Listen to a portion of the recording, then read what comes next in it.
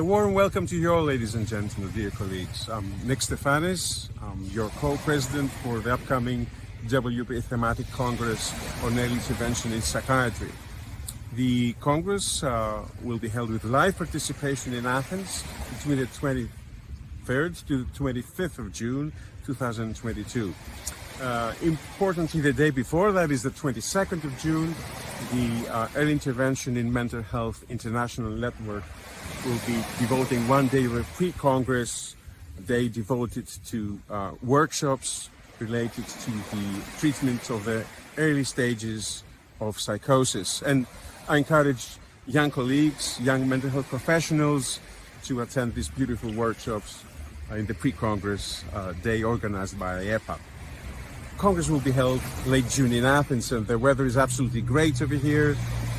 Restrictions, COVID-19 restrictions have been lifted since the 1st of May to a great extent. The venue of the Congress is at the center of the capital.